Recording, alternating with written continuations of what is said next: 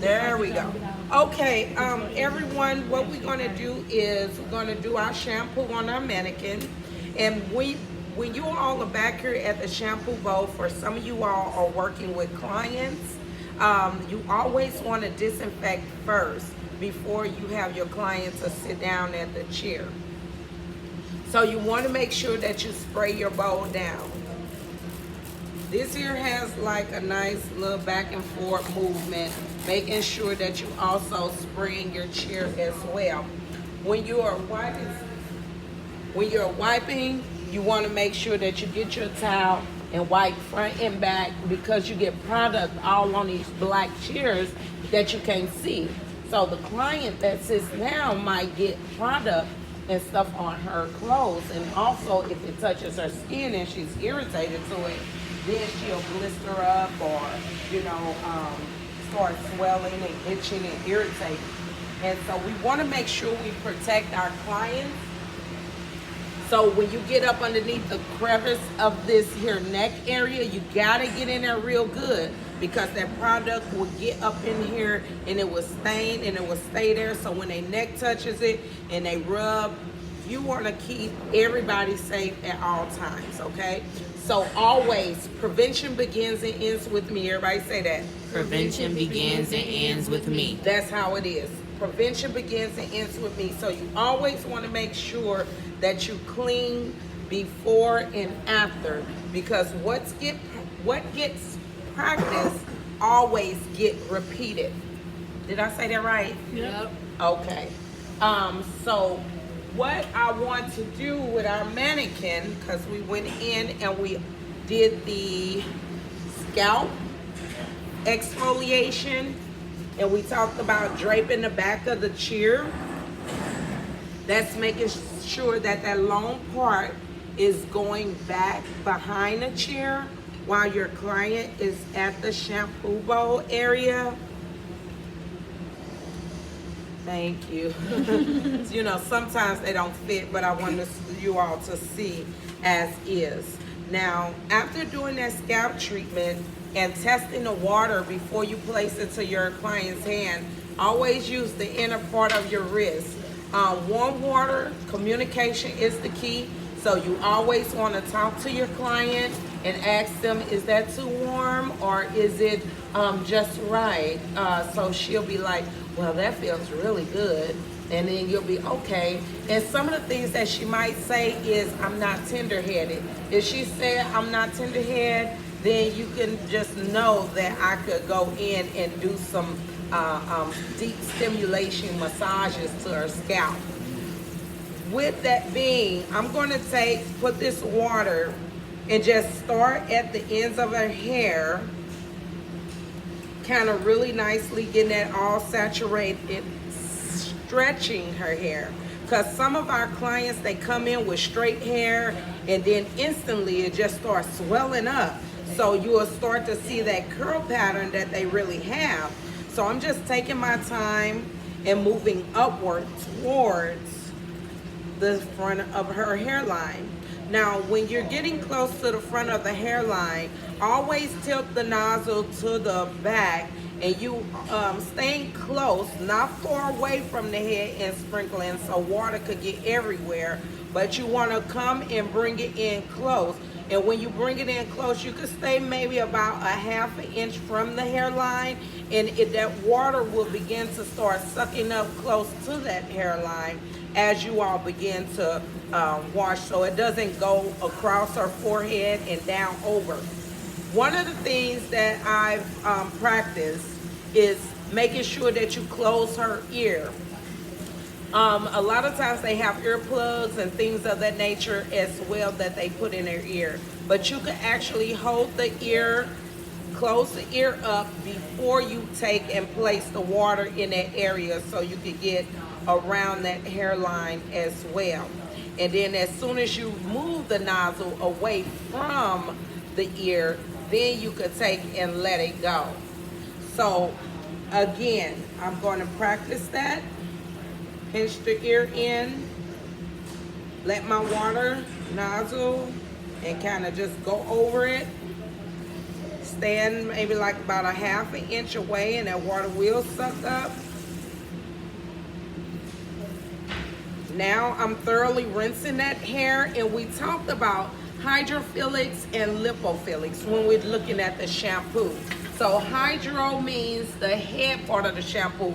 Who remember yesterday that it is, what is hydrophilics? It is what? Water attracting. Water attracting. So I'm taking my shampoo and those agents, I'm emulsifying it in the hand, about a quarter size, and after whipping it up in my hand, you can see how the activation is beginning. And so I'm going to start at the ends of the hair and not take my shampoo. Do not pour this shampoo at the top of the head. You want your product to go a long way, so you want to make sure that you just start at the ends and start working that shampoo on up towards the scalp area. Now, since we have those agents that are in the shampoo, it will begin to do what it does. You want to make sure that when you're getting started with the shampoo, that you start at the front of the hairline and you want to do circular motions as you're traveling back and forth.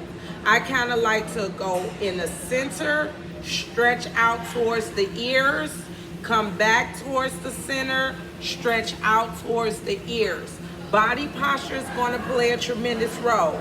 We've been practicing in the classroom with A-lining our legs, making sure that we bend at our knees, tilt a little forward, and I'm going to start from the back of the neck and start doing those circular motions going up towards the head. Adding pressure, body pressure, not using your nails, but you want to use the balls of your fingers as you press against the body. And you can ask her, is this too aggressive? And she's gonna say, no, this feels really good. And then if she says, yeah, you're a little bit aggressive, then just lighten up a little bit. So that communication is always the key when you're working with your client. If that shampoo does not lather, don't frantic, don't be afraid. Continue to shampoo this head like it has what? A lather that is overflowing out, because those agents is in the shampoo is helping. We talk about the lipophilics, and the lipophilics means what? Who know what that means? Oil attracting. Oil attracting. So it's helping to roll up all that dirt, debris, product, all of that stuff that's on the hair into balls. So now it's still working effectively, and I'm stimulating the scalp even more, and she's like, oh, this feels good, I'm very relaxed. So I'm starting from making sure that my hands is not on the hair like this, but I want to make sure I get up underneath the hair to the scalp, and then you go in and begin to start stimulating circular motions across that head till you get to the center, and then you come from the back, circular motion. And I'm telling you all, when you do an upward stroke in a circular motion, that feels so good. It's so relaxing. And you are starting from the nape, but you're doing upward circular motion, like pulling the back all the way up to the very center of the head. So when you get towards the center of the head, now that I move from the front to the center back, and then from the back up to the center back, then I want to go across that area back and forth, effleurate strokes going back and forth in that top area. And she's like, okay, now all my worries are going down the drain. So we have 3 steps to this shampoo. We want to start from the hairline, circular motions, traveling side to side, strolling to the back section till you can't go any further.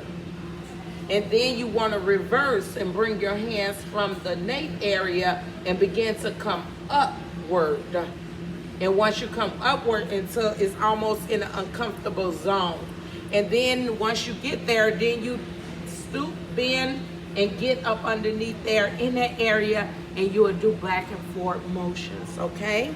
And so after that first shampoo, sometimes depending on the client, of course, we want to make sure that she has a really nice clean head. And from doing that scalp treatment, you all will know that her hair is really nice and straight. But when we're dealing with people who have curly hair, their wave pattern is extremely curly, always take and stretch that hair. Stretch them curls out. Stretch them out so it will help to decrease the tangles that's in the hair. So I'm going to get me another cup, emulsify it in my hand. After doing so, I'm going to start from the ends. And before I know it, that hair is really going to be lathered up real good on that second shampoo. Well, it should. If not, depending on the type of product or if you're using a proper shampoo for your client. We discussed in class when clients have different type of products in their hair may restrain against the shampoos that we use. So we have to use the proper shampoo, whether if it's a balancing shampoo, you have those acidic shampoos, balancing shampoos, clarifying shampoos.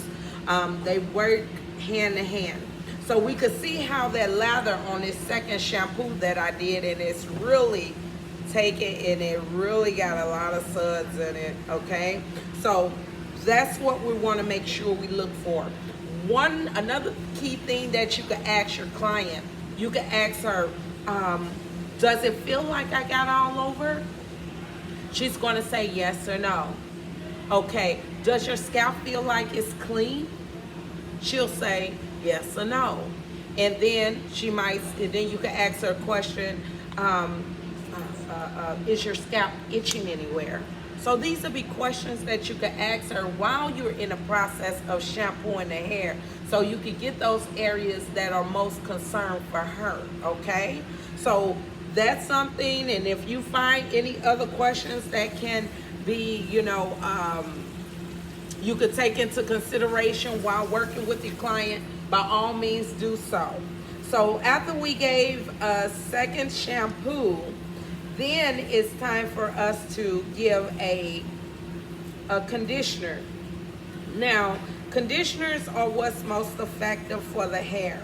After rinsing the shampoo out and it's getting rid of all the dirt,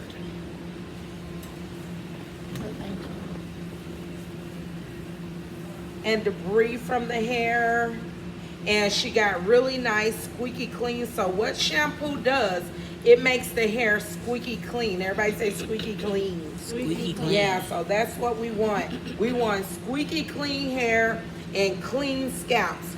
If you are at your station after the shampoo and you blow dryer and you flat ironing her hair, and all of a sudden you just smell this stench, it's like, and it kind of get into your throat. I've been there before, and I'm like, well, your hair ain't really clean because it still got some stuff and some residue on it. And so I stop what I'm doing and I go back and I shampoo that person's hair because I didn't do a good job on your shampoo. That's how it is, okay? I've been there before, because you never just want that person's head to just be stinking, Don't want to smell all burnt or what so have you. So after we go in and we're rinsing thoroughly, making sure that we get the soap out, I'm going to wring her hair out, pull it all back into a ponytail, wring it out. I'm going to take my towel, the conditioner is down there. I'm going to take my towel and just towel blot to help to get rid of all the excess of moisture from the water. So with that being, I want to get a lot of that water from dripping, because conditioner. After we go in and kind of towel blot that hair to remove a lot of that moisture from the hair, so we know that the hair has the ability to absorb moisture, and that deals with the porosity of the hair. Right now, I don't want to dilute the nice thick creamy conditioner, but I want to make sure that that conditioner is absorbed into the hair and not just rinsing off the head. Okay, thank you. So now what I'm going to do is I have my conditioner, a nice little golf ball depending on the length and how much hair they have. Start from the ends and just begin to start putting it in, and that moisture is getting into the hair. Stretching that hair out because she has extremely curly hair, and some people hair have a tendency to just mat and want to ball up. So now the hair is absorbing the conditioner, but it's not diluting it and causing it to do what? Just fall off the hair, you know, or just run on off the hair because the hair is not super wet. Does that make sense? If you're with me, say yes. Yes. Yes. Okay. So now that I have that conditioner in, you can grab your shampoo comb and comb this conditioner through the hair. Will be wonderful. And because she have extremely long hair, I'm just gonna go in and add a little bit more conditioner to the hair. Where'd it go? You put it back over there? Yeah, I put it back. Okay, and after going in, putting a little bit more conditioner on the hair, you could start from the ends and just begin to start combing up towards the scalp area. So I'm just going to kind of have her to gently sit up or pull your chair down so you can really get towards that area. And I'm just going to go in and just start combing through, starting at the ends of the hair, and begin to start working my way up. Never take and ball the hair together. Allow the air to travel through that hair. That's what also helps to detangle that hair as well as you move through it.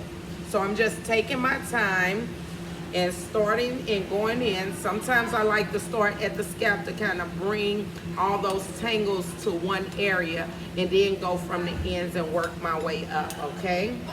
That really kind of helps a little bit as you move through that head. Starting from the nape area at the ends, and then you start working up till you get to the top area of the head where the apex is located. Do you all have any questions about this part of the service? Okay. I have a question. You do? Yes. Go ahead. Would it be better to just detangle once you get to the station after if you have like some No, type of you want to leave-in? actually, even though the hair is, when it's wet, is at its weakest state, but when you put the conditioner on, we want the conditioner really work through that hair. And so because we want that conditioner to work through the hair real good, then you want to make sure that you do that all here at the bowl, okay? Would it be better to use a dimming brush or a comb? You can use your shampoo comb. I know a lot of people are highly effective with the shampoo comb, or you could use your paddle brush is another brush, but I always find it, you know, you'll find what works for you, you know. It's choice, it's just a technique. You just gotta make sure that you're safe when you're using the technique, okay? Just keeping in mind when the hair is wet is at its weakest state, so you don't wanna rake through the head. If you ever come across a tangle, go and start at the ends and just let the hair breathe as you work upward towards the scalp area. So I want to travel from the ends, across the mid shaft, and then getting close to that scalp area helps to determine the end results of the style that you're going for. Yes. So you said when the hair is wet, it says it can stay. So Yeah. when it's drying, what is it at? It has a more stronger state When it's dry? when it's dry. So when the hair is wet, because it stretches You can easily break and it. it's easier to break versus when it's dry. It goes back up to its normal strength. Okay, so we're talking about the cuticle of the hair has about 1/3 of the overall strength when we're looking at versus when we're looking at it when it's wet. It stretches out. So if that's 1/3, let's cut that in half. So we talking about that hair being stretched. So you don't want to rake through it and rip out a lot of that hair. Not that if you have excessive shedding in the bowl, the difference that you would know excessive shedding, like this will be considered excessive shedding because it's almost about the length of her hair. But if you get these little bitty short pieces, like very short pieces, then you know that that hair has been broken, okay? She got a little bit of damaged hair, okay? Do you all have any more questions? Okay, yes. Now, going back to when you're applying water to the client's head, the suggestion was to pin the ear closed. Yes. So, what I've been doing was cupping cupping the hand like Around the over ear. the ear and holding it down a bit. Because it's about touching on the earlobe. But still, it works for me. Okay. But, Yes, it's a technique. Anything to help to keep safety, you can take and cuff your hand around the whole hairline as you move. As I go, When you're yeah. in the process of rinsing, it's just a technique and finding what works for you. Gotcha. Okay. I never have any issues when it comes to clients in my performance of the shampoo. As long as I don't get no water in their ear, you know, because they'll be like shaking their head if you get water in their ear. And I always, I'll try my best. I'll let them know, so I'm gonna, put my hand around. Although a little water may be in your ear, if it does, let me know. And I had hand the towel. Say here's the towel to, dry it. okay, to hold their ears, that's fine. That's okay. But yeah, so therefore, and if you stay a 1/2 inch away and not have that nozzle directly on it like this, but you have it tilted like towards you backwards, and then you stand a 1/2 inch away from the hairline, that water still will suck up and you'll be able to get back here and clean it because that water will run and stretch out across the scalp. Okay? And so that should be beneficial for you too, to help you to stay away. Okay, so what we're gonna do after the whole detangling and rinsing cycle, you wanna make sure you use cool water. We don't want cold water where we shock our clients with the water, but allow them to know that the water is gonna be cooler so we can lock in moisture, shine, and give that hair a little bit more vibrancy, okay? So let her know that it's gonna be cooler and she's okay with it. Helps to close the cuticles that has been slightly risen. So like this, when you're cupping around the ear and you could go in, you don't have to come extremely close to the hand, but you could stay away and you could take the water to rinse on off and around the side. Again, coming around, tucking behind the ear,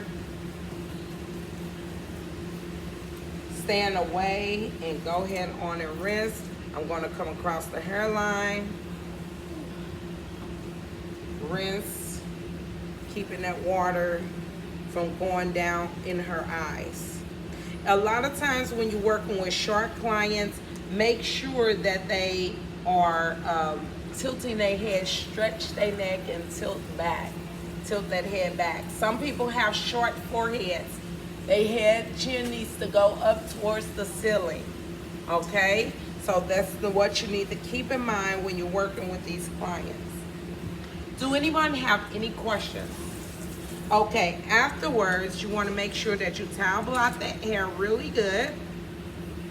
And after towel blotting it, I'm just going to take my towel, place it up underneath the neck on a landscape, horizontal, traveling side to side.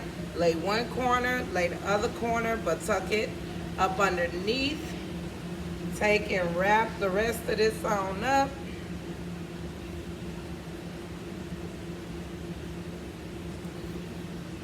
And then my client is ready to go where?